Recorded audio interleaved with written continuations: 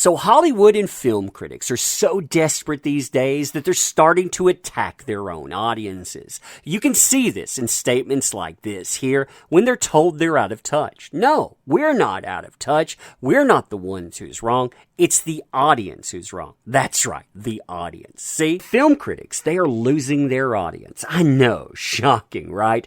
And the salt that's being mined from this, oh, it is delectable. Interestingly enough, they admit to this in their own articles. You can see them talking about the data here. But when it comes to actually having to come to terms with that, they say, no, we're not out of touch. It's those people over there, the internet warriors. They're the ones causing the problems. And of course, Hollywood, led by companies like Disney, they embrace the othering while trying to kick out the data, because if the film critics can feel themselves losing a grip on their audience, well, the companies, they've got to feel it too. And you know what else they feel? They feel money slipping right through their fingers. Fun times, huh? Fun times indeed. So hey there to all you fine folks on this fine day, by the way. And if you would, before we get started, share this video far and wide. Feed that pesky algorithm. It loves likes and it loves comments, so feed that hungry baby. And also, if you have been subbed to the channel, make sure you still are. And if you haven't, I'm not saying you should, but that button, doesn't it look fun? You know you want to push it. You know you do. So the first thing that I want to show you is the thing that all of these folks dread. It's the simple question, are film critics losing sync with their audience, but answered scientifically? See, the person that wrote this up, they say that they were contacted by a journalist from the New York Times asking them that question. Naturally, they said they wanted to look at the data to see what was going on, and they use all of this to ask three specific questions. Number one, do critics and audiences have the same taste in movies? Number two, are the two sets of scores correlated? And number three, if there's a shift over time, what could be causing it? Now, what this data finds is this. It finds that anything that could be called a crowd pleaser, you know, we're talking about action, thrillers, horror, sci-fi, all of those things that people love to sit down and enjoy, those are pretty much universally lambasted by critics. Why? Because critics think they're above the mob. That means that they are indeed out of touch. And interestingly enough, despite all of the woke trash that critics try to divide us with, yeah, male and female audience goers, they actually agree. Now, instead of going out and embracing what this data says and asking, how can we do better? You have legacy media fueled by Hollywood. You know, basically, they're shills for this stuff.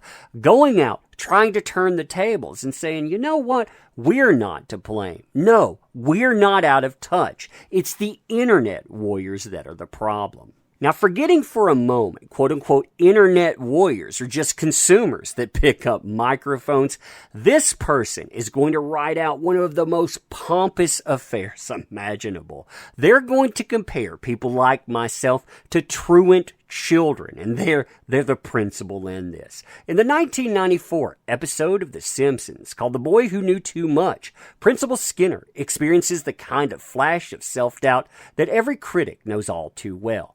Am I so out of touch? The headmaster muses while searching for Bart, who's playing truant, first at the Springfield Natural History Museum, then her crumbling youth club. A split second later, he squares his shoulders and reassures himself, no, it's the children who are wrong. The children indeed. Now, after discussing the data that I showed you and trying to break it down, this is what they're going to find. It's not them who's wrong, it's the audience who's wrong. Again, spoken like a first-rate shill. Quote, at first blush, these findings do look bad for every critic who believes, as I do, that criticism is mostly useful when it engages in good faith with contemporary tastes.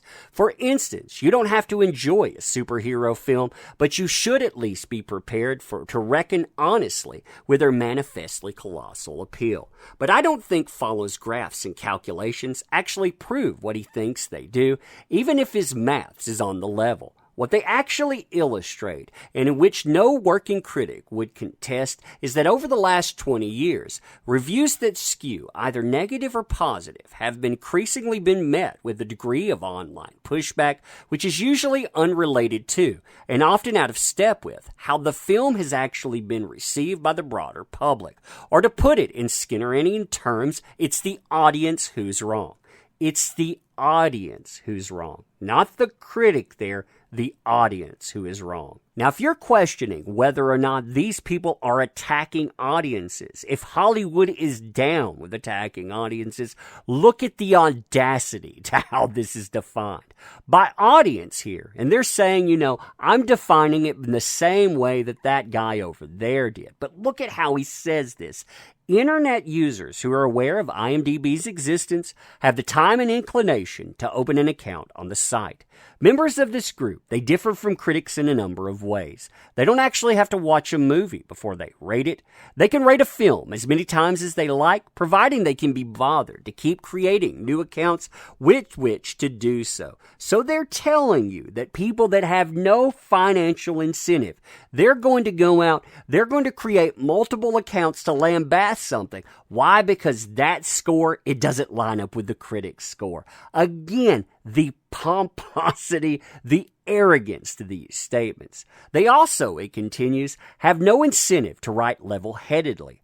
Rather, extreme responses are rewarded, since those that have the biggest effect on the IMDb ratings displayed at the top of every film page. At the time of the writing, they're going to bring in Last Jedi. By the way, more than 1 of 6 user ratings for the Star Wars The Last Jedi, a notable battleground in U.S. culture war. They're the ones calling this culture war, by the way. Again, why? Because they can distinguish themselves from audience scores is either 1 out of 10 or 10 out of 10.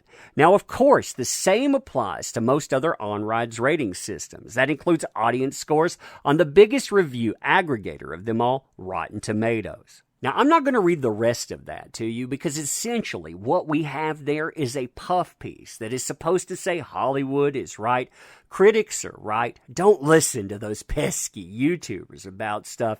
And I find that fascinating considering these folks, they don't pay for movie tickets. What they say makes a movie good. It is so out of touch these days with audiences. It boggles my mind. I mean, think about this. At one time, they almost had Terminator Dark Fate up to an 85%.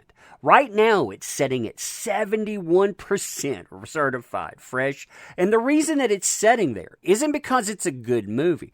Oh no, it's because of pandering. It's because of politicking. It's because of nonsense that people don't buy into. This thing, it flopped. Of course, Hollywood is mad about that too, because people like myself, well, I'll tell you why that is. These folks, they'll lie to you and then some. Oh man, they really have to be scared of this new paradigm. But anyway, let me know what you think about this stuff. As I have said many times, you make this stuff possible. They forgot that. They think they matter. And it's beautiful when they learn that with something like this. But anyway, let me know what you think if you want to help out the channel. Links are in the description. Fun times, huh? Fun times indeed. But yeah, I'm going to end here. Thank you.